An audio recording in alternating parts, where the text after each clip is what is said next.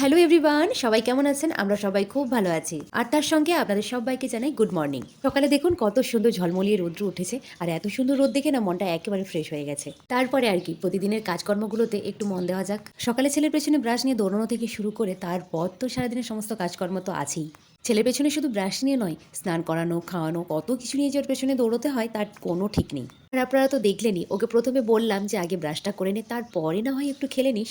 কিন্তু ছেলে সেই টাইমটুকু কি আছে? জানেন, সকালের কিছু কিছু সুন্দর সুন্দর ভিডিও বানাতে ভীষণ ইচ্ছে করে, কিন্তু ওই যে তাড়াহুড়োর মধ্যে থাকি তো সকালের টাইমটাতে সেভাবে আর ভিডিও বানানো হয়ে ওঠে না। তবে চেষ্টা করব, যতই ব্যস্ত থাকি না কেন মাঝে মাঝে সুন্দর সুন্দর ভিডিও বানানোর জন্য একটু চেষ্টা করব। তবে হ্যাঁ, একটা কমেন্টস আপনাদের বলেছিলাম না, একটা আপনাদের সুন্দর কমেন্টস আমার কাজের এনার্জি আরও দ্বিগুণ করে দেয়। সকালের সমস্ত কাজ গুছিয়ে স্নান সেরে নিজে একটু রেডি হয়ে প্রথমে আগে পুজোটা করে নিলাম, আর পরে বাকি কাজগুলো একটু একটু করে সেরে নেব। আজ আবার ছেলে স্কুল আছে, টিফিন বানানো আছে, বরমশাইয়ের আবার ডিউটি আছে। আমার কিন্তু পরপর স্টেপ বাই স্টেপ কাজগুলো কিন্তু সুন্দরভাবে সাজানোই আছে। টিফিন বানাতে যাওয়ার আগে বেডটাকে সুন্দরভাবে ঝেড়ে গুছিয়ে নিলাম, তারপরে আরও একটা কাজ আগে সেরে নিই। চলুন ছেলের জন্য আগে একটা ড্রেস রেডি করে নিই। আজ ছেলে স্কুলে আছে বার্থডে সেলিব্রেশনের জন্য স্কুল থেকে বলেছে সবাইকে পার্টি ড্রেস পরে যাওয়ার জন্য, তাই ছেলের জন্য আগে একটা পার্টি ড্রেস রেডি করে নিলাম।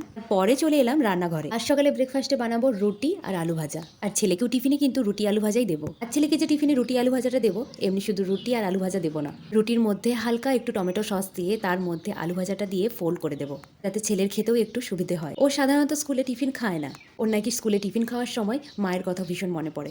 ও স্কুলে তেমন টিফিন খায় না, তবে দু একদিন দেখছি যে একটু একটু করে কিছু কিছু করে ও টিফিন ঠিক খাচ্ছে, ধীরে ধীরে কিছু কিছু খাওয়া শুরু করেছে। তো সেই জন্য ভাবলাম শুধু রুটি আলু ভাজা না দিয়ে রুটির মধ্যে আলু ভাজাটা ফোল্ড করে দিয়ে সেভাবে খেতে আরও সুবিধে হবে। ঠিক ওভাবে দেওয়া থাকলে রুটিটা এমনি শুধু নিয়ে ও এমনিই কামড় দিয়ে খেতে পারবে।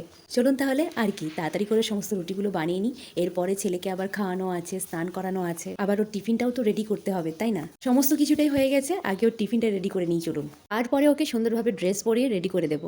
আজ ছেলে টিফিনে দিলাম রোল রুটি, আর দিয়েছি একটু শশা। শশাটাও খেতে না ভীষণ ভালোবাসে ছেলে, শশাটা খেতে হয়তো কোনো অসুবিধা হবে না। ছেলেকে রেডি করে দিলাম, আজ ও কিন্তু ওর পাপার সঙ্গে স্কুলে যাবে। ছেলে কিন্তু খুব খুশি, শুনেছে না স্কুলে বার্থডে সেলিব্রেশন হবে, বার্থডে মানেই তো কেক কাটিং, তাই না? ওটা ভেবেও আরও খুশি হয়ে গেছে। স্কুলের টাইম হয়ে যাচ্ছে, চলুন গিয়ে গেটটা খুলে দিই। ছেলেকে স্কুলে পৌঁছে দিয়ে এসে বরমশাইও ডিউটি বেরোবে।